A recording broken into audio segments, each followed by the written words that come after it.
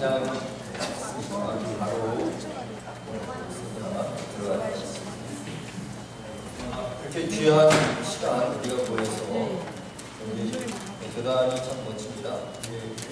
이 시대의 성서에서 벗어난 그러한 이단적인 사상들을 오늘 이렇게 세미나를 통해서 우리가 발표하고 있습니다. 제가 맡은 부분은 한국 귀신론과 성서에서 얘기하는 귀신론과의 차이점을 알아봄으로써 이 시대의 거짓 선지자를 어떻게 분별할 것인가 문제들을 한번 심도 있게 생각해보자는 얘기입니다. 거짓 선지자라는 이 거짓이 과연 어떤 것일까? 그리고 이 거짓 선지자는 어떻게 거짓 선지자가 됐을까? 이것을 우리가 한번 생각해볼 필요가 있습니다. 거짓이 과연 무엇일까? 선지자는 선지자인데 거짓이다. 그래서 이 거짓은 하나님께서 정해놓으신 법칙으로부터 벗어난 것을 얘기한다고 할 수 있습니다. 하나님께서 정해놓은 법칙이란 성경에 기록된 하나님의 말씀인 것을 우리가 알 수 있습니다. 예수 그리스도께서도 광야에 나가서 기록된 말씀으로 마귀를 분별했기 때문입니다. 그런데 문제는 이 거짓 선지자 자신이 거짓인 것을 모른다는 것입니다. 거짓 선지자 자신이 거짓인 것을 안다면 우리가 이것에 대해서 논할 필요가 없는 것이죠. 또한 거짓 선지자는 자기의 거짓 것을 선량한 백성들에게 옳다고 주장을 하는 것이죠. 그래서 그들을 자신의 거짓으로 이끌어내고 있습니다. 이 시대의 이단이나 사입이라는 그러한 종교적인 개념에서의 기독교는 기독교가 아닌 것이죠. 그러나 그들의 무리를 볼 때는 이 시대에 엄청난 많은 무리들이 이단과 사이비를 이루고 있는 것입니다. 오히려 참 진리 속에서 하나님을 믿고 주님을 따르는 자들보다 더 많은 무리들, 물질적으로도 권력으로도 명예로도 세상을 뛰어넘는 그러한 이단의 세력들이 넘쳐 흐르고 있습니다. 이 시대의 우리들은 과연 거짓 선지자들을 어떻게 분별할 수 있을까 하는 것입니다. 이것은 영적인 문제입니다. 성경 자체가 우리의 어떤 육체적인 율법만을 나타내는 것이 아니라 성경은 분명히 하나님의 성경으로 기록되었고 그 말씀은 하나님의 영성이 들어있는 것입니다. 더군다나 삼위일체의 영성이 하나님의 말씀 속에서 드러나고 있습니다. 이러한 것을 분별할 수 없기 때문에 거짓 선지자가 되어지고 또 그 거짓이 참인 줄 알기 때문에 로마서에서는 그런 말까지 합니다. 너희가 사형에 해당하는 일을 하면서도 옳다고 하는도다. 바로 저 그리스도나 거짓 선지자는 하나님의 말씀을 외도하여 말씀으로부터 멀어지는 것이고 죄라는 것은 하말티야 하나님의 말씀으로부터 멀어진 것을 죄라고 합니다. 하나님 말씀이 잊어져 가고 하나님의 말씀이 무시되어 가고 내 삶이 하나님의 말씀으로부터 멀어졌다면 바로 그것이 죄요. 이 죄 중에서 가장 큰 죄를 지고 최초의 불법자는 하나님의 말씀을 대적한 사단이라는 것이 성경에 기록되어 있습니다.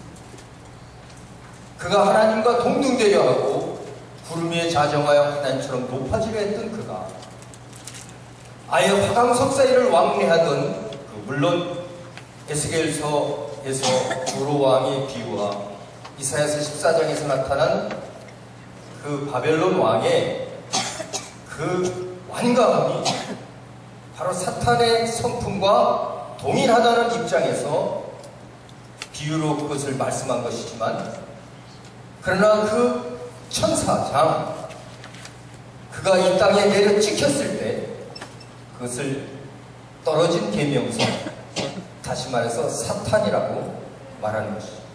하나님을 대적한 사탄을 존재론적으로 얘기할 때 마귀라고도 하고요, 계시록에 나타난 용이라고도 하고, 아담을 창조했을 때 이미 그 죄를 가지고 아담과 하와를 미혹했던 옛 뱀이라고도 합니다.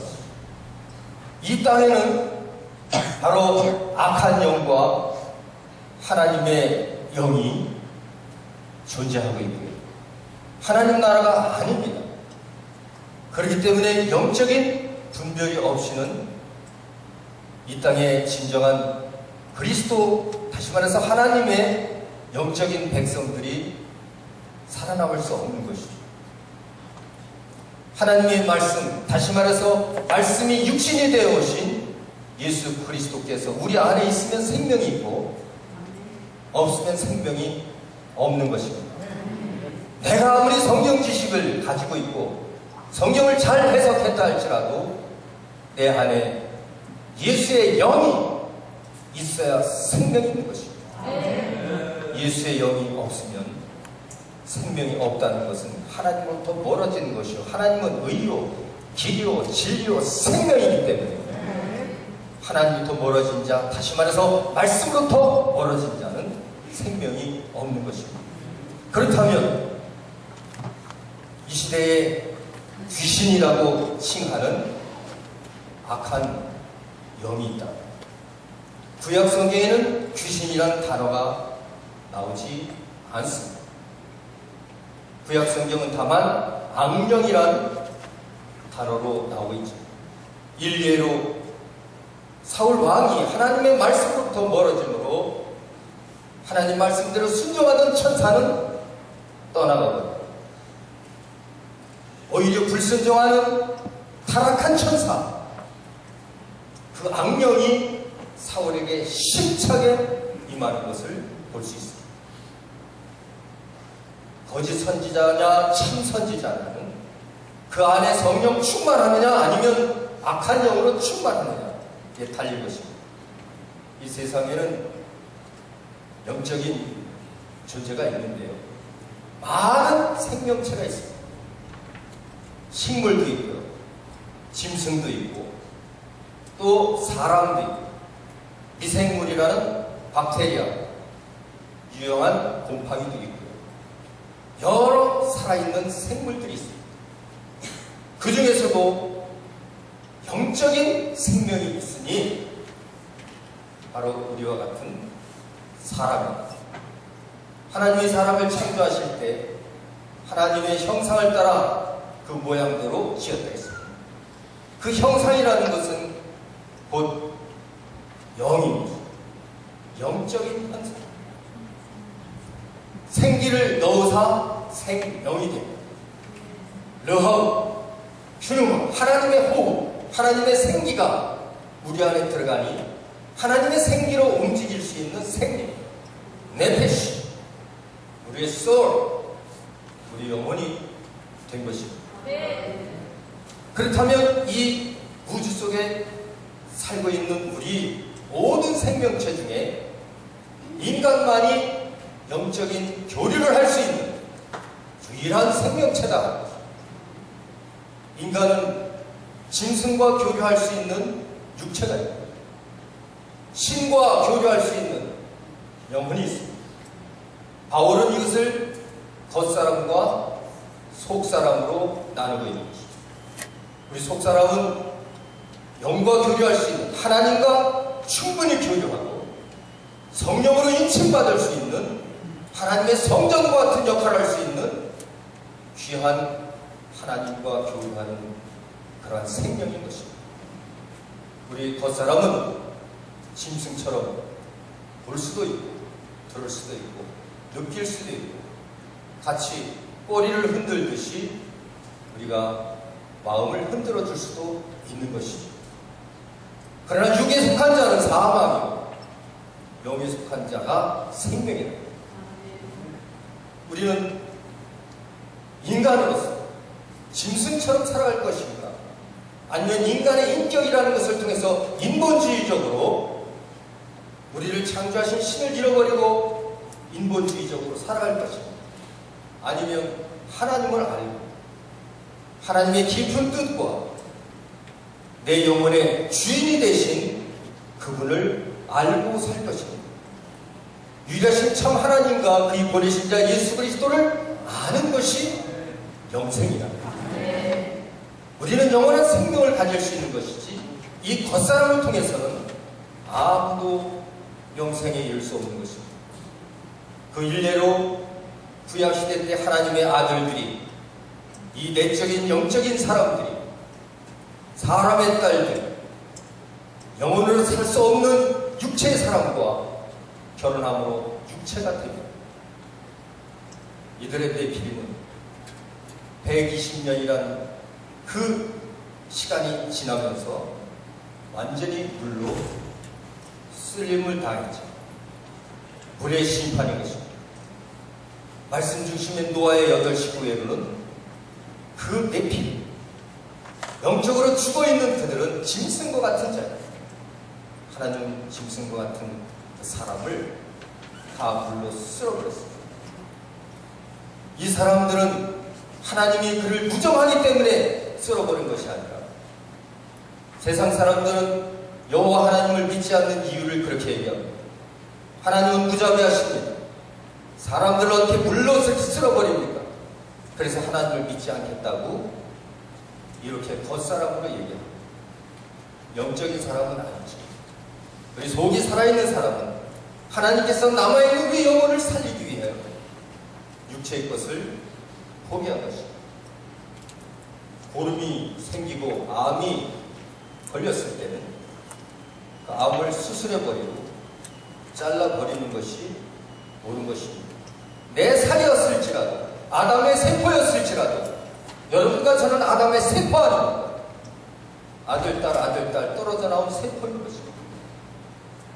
그러나 가라지처럼 썩은 세포가 있고 하나님의 영으로 입침받은 하나님의 성전의 역할을 행한 살아있는 세포가 있습니다. 마지막 날에 이것이 갈라질 때 알곡과 가라지로 갈라질 것이요 염소와 양처럼 갈라져 버리는 것입니다. 이것은 무엇을 얘기합니까? 이제 우리 인간은 영과 교류하며 산다. 그렇다면 우리의 이 속사람은 하나님의 거룩한 성령과 교류할 수도 있고 세상의 악한 사탄의 세력인 귀신과 교류할 수도 있는 능력이 인간입니다. 거짓 선지자는 결국 귀신의 마귀의 지배를 받는 자예요. 참 선지자라는 것은 성령 충만으로 하나님의 지배를 받는 자이지. 그 입에서 나오는 말씀은 사람의 말이 아니라 하나님의 말입니다. 세상의 귀신에 속한 무당들이나 점치는 자들의 속에서 입에서 나오는 것은 사람의 소리가 아니라 귀신의 소리인 것이죠. 그러므로 거짓 선지자들은 바로 귀신에 물든 자들을 자기의 무기로 이끌고 나가는 것입니다. 이 시대에 같은 크리스찬, 다시 말해서 같은 기독교인일지라도 하나님의 말씀에 의지해서 성령 충만한 자와 그렇지 못해서 하나님의 말씀에서부터 멀어져서 미혹의 영과 귀신의 영을 따르는 자와는 차이가 있습니다. 교회를 세우고 우리가 신학교를 통해서 하나님의 말씀을 배운다는 것은 그 말씀 속에 있는 하나님의 성령의 의도를 깨달고 하나님 예수 그리스도의 마음을 품는 것입니다.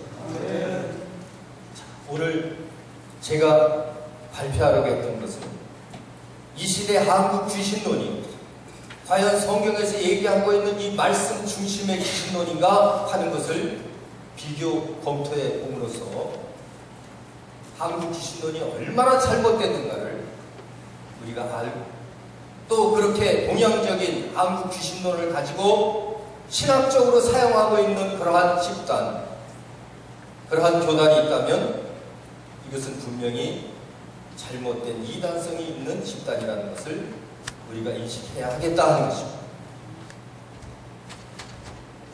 제가 이 성령과 귀신의 역할 대비에 관한 고찰이라고 이 성경을 창세부터 계시록까지 그 성령과 귀신에 대한 연구를 한 적이 있습니다. 10년 전 될까요? 한 2년 정도에 걸쳐서 이것을 연구를 하면서 미국의 메릴 엉거라는 그 분이 그래도 세계적으로 이 분야를 제일 깊이 연구해 놨습니다. 그리고 이제 프레드 디카슨이라는 분이 또한 이것을 연구해놨고, 근데 한국 신학자 중에는 이 귀신과 성령에 대하여 연구한 사람이 없었습니다. 불행하게 없었습니다. 그렇기 때문에 성경적으로 행하지 아니하고 그러나 귀신의 행태는 분명히 드러난 것이고, 몇몇 그 목사님들에 의하여 귀신을 죽게 하고 예수 그리스도께서 귀신 쫓는 모습을 그대로 인용해서 사용한 그런 교단이 있다. 특별히 그 교단의 일례를 든다면 베레아라는 곳이죠. 이곳에는 이 귀신을 한국적인 귀신으로 보아서 국어사전을 보니까 귀신에 대한 단어를 찾을 때 국어사전에 뭐라고 하나, 우리나라에는요 유불선 사상에 의하여 이루어진 그런 귀신 문화였어요.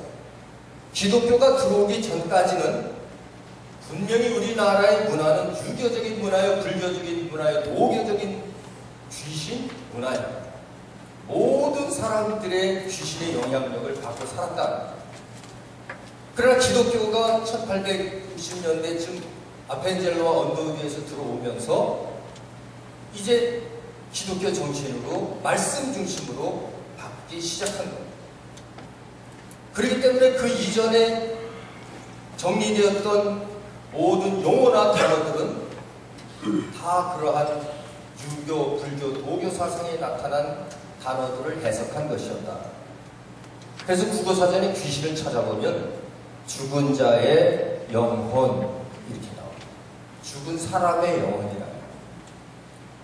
그러나 실제로 기독교 국가에서 예수 그리스도께서 교육을 받은 그런 기독교 정신에 있는 나라의 사전을 찾아보면 죽은 사람의 영혼이라 나오지 않습니다.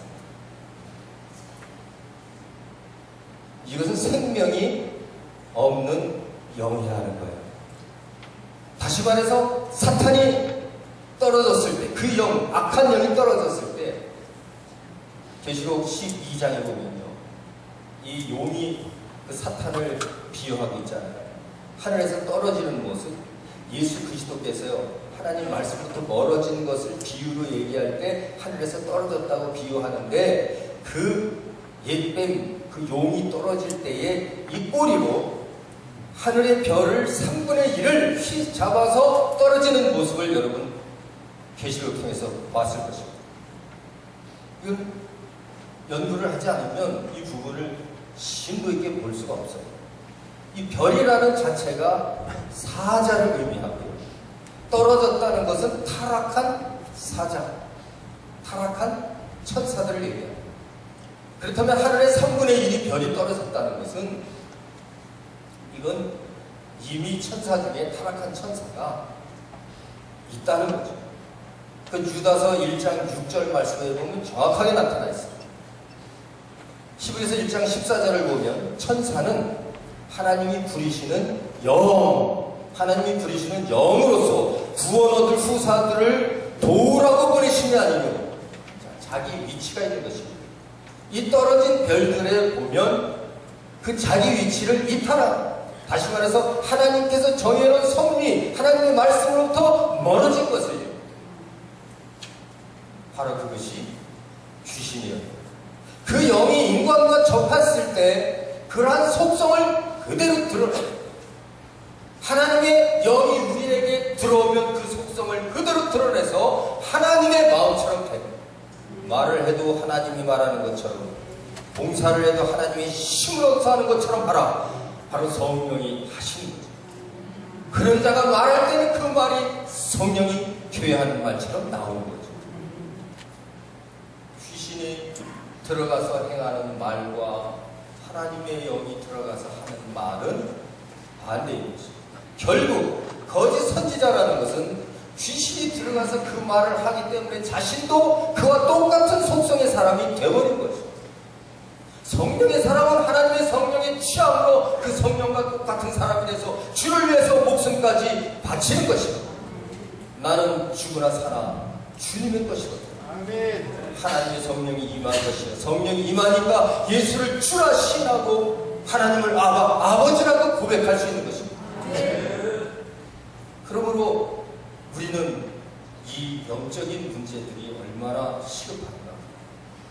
이 시대 우리가 비교 종교학이니 이단 비판이니 이런 것 중요한데, 이 성경을 통해서 그러한 영적인 문제들을 찾지 못하면, 다시 말해서 성령으로 기록된 것을 성령으로 해석하지 못하면 인간의 두뇌로는 거짓 선지자와 가까워질 수가 있다는 거죠. 이것이 이 시대에 굉장히 중요한 이슈가 되는 것이고요. 한국 자체는 특별히 아까 말씀드린 것처럼 유불선 사상이기 때문에, 그러면 그 베레아 김기동이란 그 목사는 한국 귀신을 통해서 귀신을 그렇게 보고 있는 거죠. 온갖 성경을 통해서 해석을 해보려고 노력했어요. 이 귀신은 그냥 죽은 자의 영은 아니고 믿지 않고 죽은 자의 영이다, 이렇게 이제 거기다 첨가를 합니다. 성경을 첨가하죠. 그냥 죽은 자의 영은 아니고 믿지 않고 죽은 자다, 이렇게 해서 약간 가위를 합니다. 한국 귀신은. 그래서 그것을 한문으로 하면 불신자의 사후영, 죽은 후의 영, 불신자의 사후영이라는 단어를 사용하고 있습니다. 그런데 불신자의 사후영이라는 그것은, 그러면 계속 그 죽지 않고 있는 귀신이 막 떠도는가, 구주처럼 막 떠도는가, 그게 이제 또 야릇한 거예요. 아니다. 성경적으로 뭔가 좀 찾아보자. 그러다 찾아본 것이 아까 창세기 나온 네피림의 문제. 거기서 육체 사람의 수명을 120년으로 두겠다고 창세기 6장에서 얘기하고 있어요. 그 120년이라는 것은 바로 그 노아에게 이제 물로 심판할 날이 120년 남았다. 그러니까 노아의 방주를 짓는 기간이 120년 될 것이다 라는 의미였죠. 육체 사람이 120년을 더 살지 못하리라. 120년 후에는 이제 물로 심판할 것이다 라는 그런 내용이었고, 그래서 노아가 120년 동안 방주를 만들고 나서 완전히 완성된 후에는 그때 참수가 내리면서 그 모든 네피림이 다 물로 쓸입합니다. 그런데 그 120년을 우리 세상의 인간의, 지금 현재의 인간에다가 대입해서 120년이 인간의 만수다, 이렇게. 그러니까 120년을 살지 못하고 50년만 살면 70년은 귀신으로 떠돈다, 이렇게 아주 그럴듯하죠. 또 100년까지 살면 20년을 떠돌다가 이제 무적행으로 가는 거다, 이렇게. 그러니까 이런 성경적인 내용을 그 원어적으로나 이것을 제대로 살피지 않고 그럴 것이다, 성령이 감동된 것이 아니라 인간의 생각으로 상황을 보고, 전제 우리 인간이 사는 상황을 보고 대입시켰다는 것 자체가 잘못된 것이죠. 그러다 보니까 그것을 다 인용해서 진짜 막 죽기를 하다 보면 막 떨면서 나간다는 거예요. 막 난리예요. 그런 어떤 비디오 같은 데도 나오잖아요. 그와 같은 이초석, 윤석전, 이런 목사님들 있어요. 다 똑같은 형태입니다. 악한 영이, 더 강한 영이 약한 영을 쫓아내니까, 강한 귀신이 약한 귀신을 쫓아낸 그들은, 예수는 그렇지 않았어요. 유대인도 마찬가지였습니다. 그렇기 때문에 예수께서 말씀하시는 거예요. 너희들은 강한 귀신이 약한 귀신을 쫓아내는 것처럼 내가 바알세불의 힘을 입어서 쫓아내는 것 같아요. 무섭게 막 떠나가는 것이 아니라 하나님의 말씀을 통해서 변화를 시키고 나에게 들어온 영이 나그대로 결단된 것이 떠나가게 돼. 예수를 팔려는 생각이 떠나가야 되는데 그냥 귀신을만 내쫓아나니까 이 사람은 속에 아무 변화도 없고 귀신을 받아들일 만한 그런 악한 상태에서 귀신만 떠나가니까 그 안에는 비고 소조됐다. 그러니까 더 강한 것을 데리고 와야 내가 살겠으니까 7개 신을 들어가서 그 안에 버틴다. 다시는 나를 못 쫓게. 그러니까 주님께서 이 불법을 행하면서 하늘에서 불을 끌어내리고 귀신을 내어 쫓고 병을 고쳤을지라도 불법을 행하는 자는 내게서 떠나가라. 예수 그리스도께서 귀신을 쫓는 것은 성령을 심는 것을 쫓죠. 내가 성령을 심고 귀신을 내어 쫓는 것이면 하나님 나라가 너에게 임했느니라. 하나님 나라는 여기 있다 저기 있다는 것이 아니라 너희 마음속에 의와 평강과 희락이라. 그 마음속에 하나님 나라에 있다는 것은 성령 충만한 것이요 귀신이 손도 대지 못하는 것이다. 그러니까 지금 이 시대에 그 동양 사상에서 나타난 귀신론을 연구해서 그것을 활용하면서 하다 보니까 문제들이 생깁니다. 그래서 그 귀신이 나간 사람들은요 계속 가서 귀신 쫓아달라고 매일 귀신 쫓아달라고 다니는데 한번 나갔을 때지 왜 그럴까? 이것은 잘못 이해되는 것이죠. 서로 강한 자가 약한 자를 내쫓는 그런 형태라. 하나님은 그렇게 하지 않습니다. 하나님의 힘으로 할 때 그렇지 않아요. 하나님의 힘으로 나간 것은 영원히 그는 평화가 보장되는 것입니다. 그러니까 결국 예수 그리스도께서 이 땅에 오셔서 구약 시대의 그 모든 것을 완성했다는 것은 우리 겉사람의 삶에서 속사람의 삶으로 인도받은 겁니다. 그러니까 귀신은 불신자의 사후형이 아니라는 것을 성경으로 말씀드렸고요. 인간의 수명이 120년이라는 것이 아니라는 것을 말씀드렸습니다. 130년도 살 수 있는. 그리고 그 남은 기간을 이 우주를 떠돈다는 이런 것은 잘못된 이론이죠. 제가 기록한 그 말씀 중에도 보면 이제 우리 영혼은 아까 우리 윤선중 박사님께서 말씀한 것처럼 진짜 죽으면 무저갱으로 가든지 낙원으로 가든지 결정되는 거예요. 예수 그리스도께서 분명히 그 우측에 있는 우측인지 좌측인지 모르지만 한쪽에 있는 그 강도에게 고백한 강도의 얘기예요. 이거 만수입니까? 만수가 아닌 걸로 알고 있거든요. 이거 지금 30살이 됐는지 40살이 됐는지 120살이 아니거든요, 분명히. 그런데 예수께서 오늘 내가 나와 함께 낙원에 이르리라. 할렐루야. 110살 돼서 하는 게 아니라고. 그러니까 이러한 것들이 성경에 분명히 증거되어지고 있는데도 이것을 깊이 고찰하지 못합니다. 성경을 부분적으로 해석하기 때문에 이렇게 사사로운 해석이 나오는 거죠.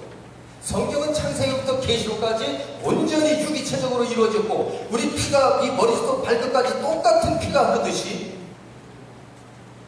성경은 처음부터 끝까지 하나님의 말씀입니다. 그래서 삼위일체의 하나님의 본질, 동일 본질은 무엇으로 동일 본질인가? 말씀으로 동일 본질입니다. 그렇다면 그 말씀은 DNA와 같아서 아버지와 아들의 DNA가 같듯이 우리가 진정으로 하나님의 자녀라면 DNA가 같죠. 우리 안에 삼일체 하나님의 말씀이 그대로 내 안에 경존해야 된다. 그것이 진정한 하나님의 사람이었고 하나님의 참 선지자였고 하나님의 참 제자들이었다. 중요한 이제 부분이 있습니다. 그 말씀이 그만큼 하나님의 본질인 것처럼 중요한데 죄라는 것은 이 말씀으로부터 멀어진 것이다. 그렇다면 사탄은 이 말씀을 대적했기 때문에 이 대적한 죄는 용서받을 수 없다. 결국 마귀는, 예수 그리스도께서 이 땅에 오신 목적은 마귀는 용서해 주려는 것이 아니라 멸하려. 우리 인간은 멸하러 오신 것이 아니라 인간의 죄는 용서해 주러 온 겁니다. 문제는 무엇입니까? 우리가 짐승과 같은 육체를 가지고 있습니다. 이 짐승처럼 사용하지 아니하고 이것을 하나님의 영을 위해서, 하나님을 위하여 내 육체를 헌신하고 사용할 때 그것이 온전한 하나님께 영광 돌리는 길이다. 귀신은 그렇게 하지 못하도록 우리 인간의 육체를 지배하고 있습니다. 인간의 육체를 지배. 그래서 우리 인간의 육체는요, 이미 죄인이에요. 의인 사람은 아무도 없어요. 겉사람은 다 죄인입니다. 그렇기 때문에 경쟁에서 이기려고 하고, 내가 남보다 높아지려고 하고, 나의 모든 재물을 풍족히 취하려고 하고, 이것이 우리 겉사람이에요. 그러나 속사람은 원수도 사랑할 수 있고, 내 자신의 목숨을 주를 위해서 내어줄 수도 있고, 내 모든 것을 남들에게 나눠주고 주를 따를 수도 있는 거죠. 주를 위해서 죽을 수도 있죠. 이 속사람과 겉사람의 차이. 우리의 신앙은 겉사람을 하는 것이 아니라 속사람을 하죠. 그렇다면 그 속사람에 하나님의 성령이 인쳐져야 된다. 귀신은요, 우리 속사람까지 들어오지 못합니다. 우리 인격에서 끝나버려요. 그 천사는 하나님의 종이기 때문에 하나님의 종은 우리의 영혼 안으로 들어올 수 없습니다. 우리 이 육체를 통해서 내 혼의 인격, 내 지식과 감정과 의지에 몸을 둡니다. 그러나 인간보다 뛰어난 것은 무의식의 세계도 알고 있다는 거죠. 그러니까 우리가 그런 부분이 두려웠던 거예요. 우리는 무의식의 세계를 모르는데 이 영은 무의식의 세계를 알게 됩니다. 그러나 성령이 함께하면 성령은 귀신이 아는 것을 모르겠습니까? 모든 무의식의 세계도 다 알고 계시기 때문에 우리가 성령으로 부장되어 있으면 어떤 귀신의 세력과 추기하고 귀신아 떠나가라, 예수의 이름으로 가라 안 해도 하나님의 말씀을 통해서 깨닫게 하고 우리의 마음이 하나님의 성전인 것을 알고 말씀을 통해서 성령이 충만하면 얼마든지 귀신은 떠나는 것이고, 예수 그리스도의 첫 번째 죽기가 어딘지 아시죠? 예수의 일곱 번의 죽기가 마태복음, 마가복음, 누가복음 이 세 복음서를 제가 정리해보니까 딱 7번의 죽기가 나오는데 첫 번째 죽기가 회당에 있었어요. 회당은 뭐 하는 것이냐면 말씀을 전하는 것이었어요. 말씀을 전하면서 귀신이 떠나는 거예요. 그것이 원칙이라고. 그러니까 이 말씀이 얼마나 권세 있는지 서기관보다 권세 있는 말씀이다. 명한적 귀신이 떠나는도다. 회당에서 귀신을 쫓으시고, 바알세벌 논쟁은 이제 세 번째 나타나는 거지만, 이렇게 이제 우리의 이 속사람은 완전히 성령이 충만해야 되는데요, 이 성령과 말씀은 떨어질 수가 없습니다. 이게 굉장히 중요합니다. 그러나 이 베레아의 이 귀신론에 있어서는 한국 귀신론을 얘기하고 있기 때문에 말씀에서부터 멀어져 있습니다. 다시 말해서 말씀과 성령이 떨어질 수 없다는 것은 말씀이 있는 곳에 성령이 역사하는 거예요. 말씀이 없는 곳에서는 성령이 역사할 수가 없어요. 전기줄에 이 철심이 들어가지 않은 곳에서는 전기가 통할 수가 없다는 거예요. 마찬가지죠. 말씀은 그와 같이 생명력이 있는 것이고요, 말씀은 영과 같은 것이죠. 예수께서 말씀하시기에 내가 너에게 이른 말이 영이요 생명이라고 했어요. 그러니까 마르틴 루터도 성령 충만한 자였어요. 보니까 그 로마 카톨릭과 같은 말씀에서 멀어진 자들, 그들의 잘못된 것을 드러낼 수 있었다는 것은 성령 충만했다는 증거고, 그가 얘기하기를 이 성령은 말씀을 수레 삼아 온다. 수레가 없으면 실컷 날아갈 수 없듯이 말씀이 없으면 성령은 움직이지 않는다는 거죠.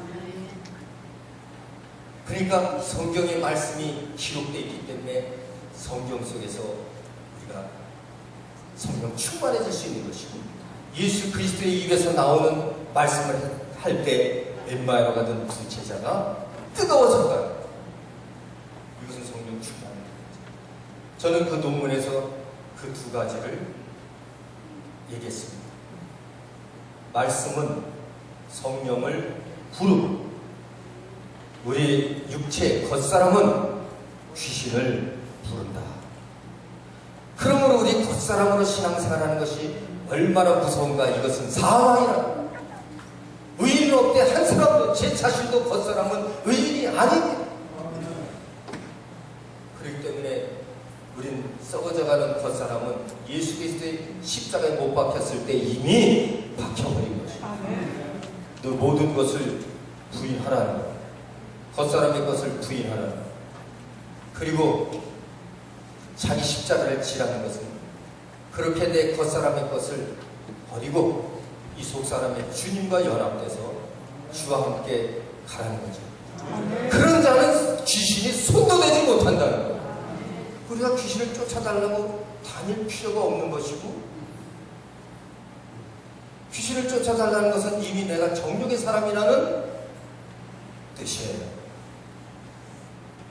바로 여기에 이제 기준점이 있는 것입니다. 제가 이거 책에 보면요, 16페이지에 보면 그 역할 도해를 한 것이 있습니다. 역할 도해. 그래서 이 역할 도해를 보면, 자, 그러니까 말씀이 기준인데요, 성령을 받을 수도 있고 귀신이 들릴 수도 있어요. 1단계, 2단계인데 귀신 사역, 성령 사역, 나아건 역할 대위 도해를 보면요, 성령 사역에 대해서는 에베소서 1장 13절, 14절 말씀에 관련되어지고요, 귀신이 우리에게 들어오는 과정은 야고보서 1장 14절, 15절 말씀입니다. 자, 우리 에베소서 한번 찾아볼까요? 에베소서 1장 13절, 14절.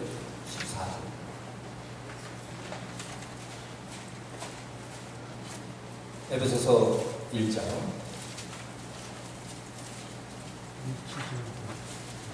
13절, 14절 한번 우리 다 같이 한 소리로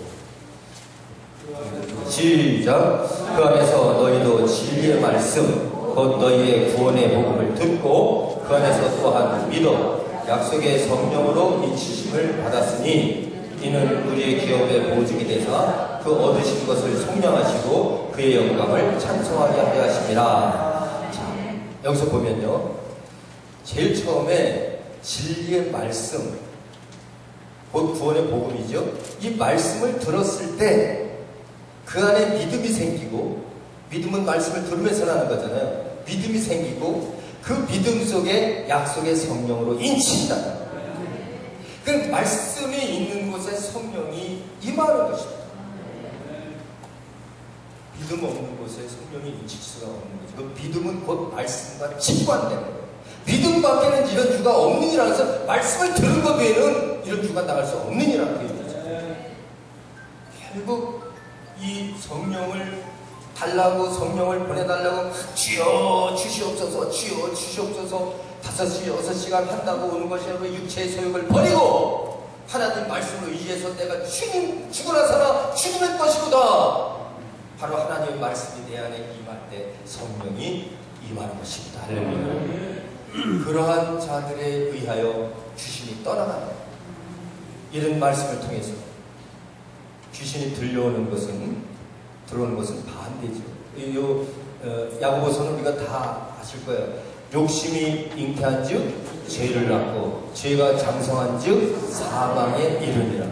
이 욕심이 생기니까 이 겉사람이에요. 겉사람은 누구나 욕심이 있어요. 안다는 욕심 없습니다. 무소유입니다. 무소유인데 보니까 소유가 너무 많더라고요. 겉으로만 그렇지. 그러니까 이 육체는요, 누구든지 어린아이도 태어나면서부터 꽉 잡고 태어나요. 모든 인간은 어쩔 수 없습니다. 그러나 강약이 좀 있을 뿐이지. 그러니까 이 욕심이 겉사람으로 살아가면 죄를 낳게 된다는, 죄는 왜? 하나님의 말씀부터 멀어진다는 거죠. 죄가 잉태된다는 건 하나님의 말씀으로부터 멀어진다는 게, 죄는 하말티야. 말씀으로 멀어지니까. 의는 말씀으로 다가오니까 하나님의 영이 임했듯이 말씀으로부터 멀어지니까 하나님의 영은 떠나고 사울처럼 거기에 악신이 임하더라. 그거죠. 이런 법칙이 성경 속에 나와 있는 거예요. 그래서 이제 귀신이 접근하고 억압돼서 들리게 돼요. 그러면 저주가 임합니다. 거짓 선지자가 되고 싶어서 되는 게 아니라 그렇게 겉사람으로 살려고 하기 때문에 거짓 선지자가 될 수밖에 없다. 참 선지자는 진정으로 내 마음 중심이 하나님의 성전인 것을 알아서, 내가 하나님의 성전인 것과 내 안에 성령이 계신 것을 알기 때문에 그 안에 성령이 임함으로 이제 하나님의 참 선지자로서 역할을 할 수 있고 하나님의 참 제자로서 할 수 있다는 거죠. 자, 여기서 또 하나 증거를, 더 확실한 증거를 주기 위해서, 진짜 우리 욕심이 왜 귀신을 부를까 하는 것을 이 구약 성경을 통해서 이제 그 부분을 또 찾아냈어요. 왜냐하면 우리 인간이 죄를 졌다는 것은 이미 하나님 말씀을 잃어버린 거죠. 아담과 하와. 즉시 정령 죽을까 하노라. 그러니까 그렇게 사탄은 우리를 말씀으로부터 멀어지게 하는 역사를 한다. 멀어지게 하는 역사를 이루어서 그것을 틈타고 들어오는 거죠. 가룟 유다가 똑같은 형태로 귀신이 들어옵니다. 가룟 유다에게. 가룟 유다의 이 악한 영이 예수에 대해서 이 돈꾀, 회개를 하면서 돈꾀를 훔쳐가는 자였어요. 욕심부리자, 욕심. 그 회개를 보는 12제자 중에 회개였는데 그것을 돈꾀를 훔쳐간, 요한복음에 나오잖아요. 훔쳐가는 욕심을 갖다 보니까 말씀으로부터 멀어지죠. 예수로부터, 예수의 그 내 주인이요 스승 대신 주 대신 그것을 잃어버리기 시작한 거죠. 그러니까 그 영이 들어오는데, 예수를 팔면 예수는 의로우니까, 아니 재판장에 가서 의로운 자는 풀려날 것이고, 죄가 없는데 풀려나지. 당연히 풀려나면 이것을 팔면 은 30은 받을 것이고, 그러면 은 30을 가지고 우리 회개를 보고 있으니 우리 12명이 잘 먹고 잘 있을 것이고, 예수님은 갔다가 풀려나면 꽉 먹고 안 먹히네. 그러나 이것은 그 욕심이 거기까지 이룰 수 있다는 거죠. 그러나 주인을 판다는 것, 하나님을 판다는 것, 돈 30을 벌기 위해서 하나님을 판다는 것, 예수 그리스도께서는 우리를 살리기 위해서 마귀에게 가서 절 한 번만 하면 이 천하 영광을 다 주리라 했는데도 예수께서는 절에서 그 빼앗긴 것을 우리에게 주지 않고 그는 십자가에 죽어서 우리의 죄를 용서해 줬는데, 그를 하나님을 팔아요? 그때 이 팔려는 생각은 귀신이 접하는 거죠. 포제스트, 접한다. 접할 때 생각이랍니다. 자, 그러니까 인간에게 영이 접할 때 악한 영이 접하면 악한 생각, 선한 영이 접하면 선한 생각을 하는 거예요. 성령이 접하면 내 주를 위해서 내가 재산이 지금 100억이 되니까 한 50억은 그래도 반은 내가 토색한 것 있으면 4배를 그냥 갚아버리지, 이 생각이 들어요. 근데 이 악한 영이 딱 붙으면요, 이걸 불려서 이걸 어떻게 더 새로운 거를 해서 저들을 한번 지배해볼까 생각이 벌써 들리죠. 자, 이 영이 우리 안으로 들어온다는 건 결단입니다. 들어온다는 건 결단이에요. 그러니까 그 일을 행하는 거예요. 예수를 팔려는 생각을 했을 뿐만 아니라 결단하는 거예요. 예수 그리스도의 가룟 유다에게 내가 행할 바를 행하라. 그때 어두운 때인데요, 회개할 생각은 없죠. 결단했기 때문에 행할 바를 행하라 그러면은 예수님이 얘기하면 내가 예수를 팔려는 생각을 알았나 보다. 주여 잘못했습니다.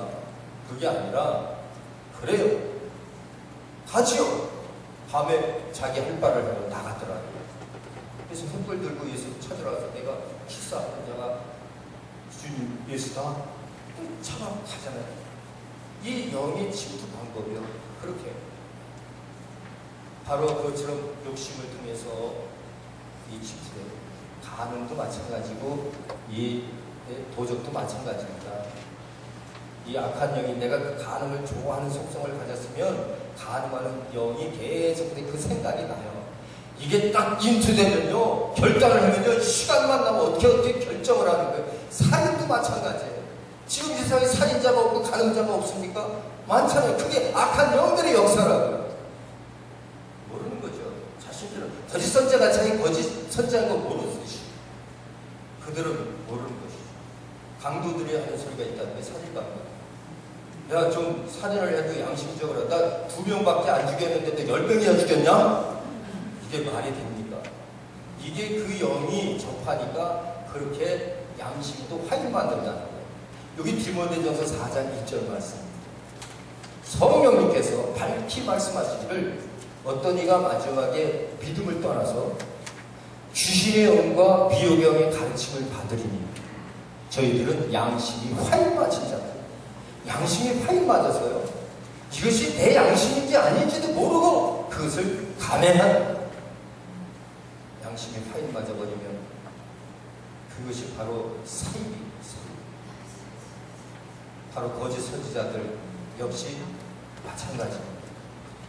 오늘 이 본 말씀 중에 나온 이 내용들, 우리가 아까 제가 말씀드렸다 드렸는데, 우리 육체의 정욕을 과연 이 귀신을 부를까 하는 문제, 우리의 욕심이 과연 귀신을 부를까. 그 구약시대 때 죄를 졌을 때 하나님께서 이 옛뱀에게 하신 말씀이 있고 아담에게, 하와에게 한 말씀이 있어요. 그 옛뱀에게 한 말씀이 무엇이냐면요, 네가 종신토록 흙을 먹을지니라. 종신토록 흙을 먹을지니라. 이 흙이 굉장히 중요한 단어인데요, 이 아담에게 얘기하기를 너는 흙에서 왔으니 흙으로 돌아갈지어다. 자, 죄를 지으러 가면 하나님 말씀인데 이거 속사람이 기능을 상실하는 거예요. 이걸 죽었다고 표현해요. 하나님 말씀을 어김으로 내 이 속사람이, 아담의 속사람이 기능을 상실했어요. 그걸 죽었다고 표현해요. 죽었던 것을 살리는 것이거든요. 그러니까 겉사람이 됐다는 거죠. 너희는 겉사람이 됐기 흙에서 나왔으니까 너 자신은 흙으로 돌아가면 된다. 그러나 이제 고난이 있을 것이다. 왜? 그 영광을, 너희가 지배하고 다스릴 모든 권리를 마귀에게 빼앗겼다는 것입니다. 진자는 이긴 자의 종이기 때문에. 성경이 진자는 이긴 자의 종이에요. 그 아담과 하와는 마귀에게 졌습니다. 그럼 마귀의 종이에요. 그러므로 그 이후로부터 모든 인간은 마귀의 종이 되는 거고요. 그러니까 현재도 우리가 마치 육체로 살면 마귀의 종인 거예요. 우리 겉사람을 살면 누구든지 마귀의 종입니다. 우리 속사람으로 살 때 하나님의 종이 될 수 있습니다. 의의 종이 될 수 있는 것입니다. 그래서 우리 겉사람은 귀신을 부르게 되는 거예요. 종이 주인을 무서워하고, 돈을 무서워하고, 명예를 무서워하고, 권력을 무서워하고, 돈 떨어질까 봐 무섭고, 명예 떨어질까 봐 무섭고, 권력 떨어질까 봐 무섭고, 내 목숨 떨어질까 봐 무섭고, 이게 겉사람. 그것은 귀신을 부를 수밖에 없어요. 어쩔 수가 없습니다. 그러나 속사람으로 사는 자는 너희는 이 마음을 부르라. 곧 그리스도 예수의 마음. 그는 하나님과 동등되나 동등됨을 취할 것을 여기지 아니하고 이 낮은 것을 오셔서 우리 같은 이는 육체를 가지고 고난당하는 육체를 가지고 죽기까지 복종했으니 너희는 이 마음을 부르라. 그리스도 예수의 마음. 이 우리 속사람의 이 주님의 마음을 봤습니다. 그래서 우리의 믿음은 확신이 아니라, 이슬람교도처럼 확신이 아니라 내가 저 건물을 때려 부시면 난 천국 가서 상 받을 것이라는 확신이 아니라 주님의 마음을 품는 것입니다. 확신을 가지고 막 귀신을 내쫓는 것이 아니라 주님의 마음으로 그를 사랑하는 것입니다. 우리 영적 전투는 주님의 사랑을 하는, 예수의 은혜로 하고요, 성령의 진리로만 가능합니다. 삼위일체 하나님의 능력으로 한다고요. 바로 이 시대의 우리 영적인 문제들을 다시 한번 고쳐나가야 하고요. 한국 귀신론에서 얘기했던 이러한 귀신은 유교, 불교, 도교 사상에서 나온 것이지 하나님 말씀 중심에서 나온 것이 아니었다라는 사실을 우리는 깨닫고 있어야 됩니다. 우리 교단 진짜 오늘 이 자리에 세미나에 오신 우리 한 분 한 분의 영혼을 하나님께서 무척이나 사랑하고 계신다고 생각하고요. 그리고 우리는 하나의 셀처럼 생각하자는 거예요. 아까 이 총회장님 굉장히 훌륭한 말씀을 하셨어요. 우리 교단의 주인은 내가 아니라 여러분 한 분 한 분이라고 말씀하실 때 그 셀 하나하나 우리는 모두가 동일합니다. 단지 그 주님의 진리의 셀로 살아있느냐는 거죠. 그것이 하나로 뭉치면 그런 사람이 두세 사람만 있어도 예수의 이름으로 두세 사람이 있는 곳에 함께 한다는 것입니다. 우리 교단 두세 사람입니까? 얼마나 많습니까?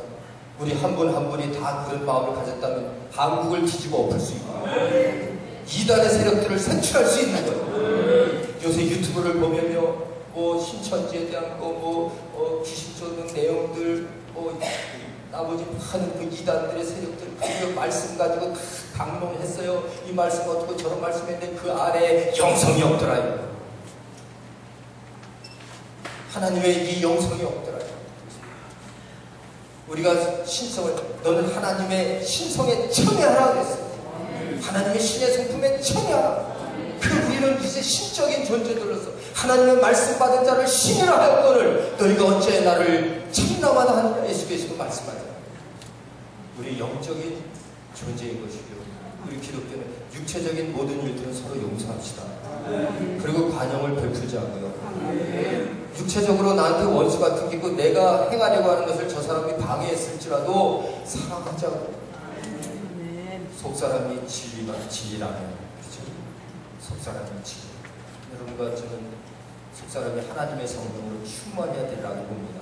그래서 사실 오늘 이 비교 종교학을 통한 이런 한국 귀신론과 성경적 귀신론의 비교인데 그 내용들이 저는 이거 한 2시간 하는지 알고요. 그렇게 많이 또 적었어요. 그래서 요 박스에다 적어놓은 거 요것만 봐도요. 이제 성령의 요약과 귀신의 역할 요약을 이렇게 했거든요. 그래서 이렇게 해서 보면 이게 삼위일체적이에요. 요 근거만 이제 말씀드리고 마치게. 이 성령의 역할은요. 하나님에 관한 사역들을 합니다. 하나님에 관한 사역. 진짜 하나님 말씀대로. 귀신의 역할을 보면 거기 보면 사단, 마귀에 관한 사역들인데요. 이 마귀에 관한 것은 자기 자신에 대한 것, 예수 배반, 세상죄에 속한 것, 죄를 짓게 하는 일, 사형죄도 옳다고 하기에 거짓 선지자를 만든 이유는 그죠? 또 하나님에 관한 사역, 성령의 역할은 또 물론 반대. 이렇게 쭉 그 줄을, 그 칸을 보면요. 반대. 근데 그 반대되는 것이 성경 요절이 다 나와 있어요. 이 성경 요절을 이렇게 다 찾아놓은 것이 요 책밖에 없다고요. 이거 굉장한 연구죠. 이게 세계적으로 하나밖에 없어요. 언거도 이렇게 해놨어요. 언거, 디카슨도 이거 제가 이렇게 정리해놨으니까요. 이거 보시고 그 다음에 성령의 역할, 종합적 내용 범주.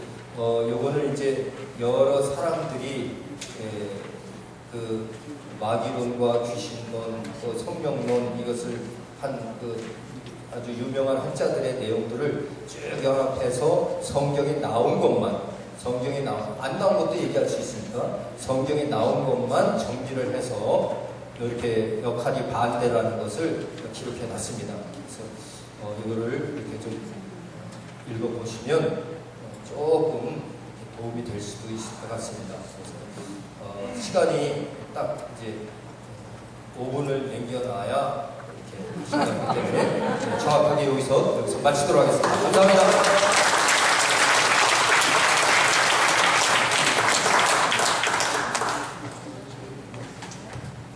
네, 감사합니다. 열광해 주신 우리 재영 목사님 다시 한번 인사드리겠습니다.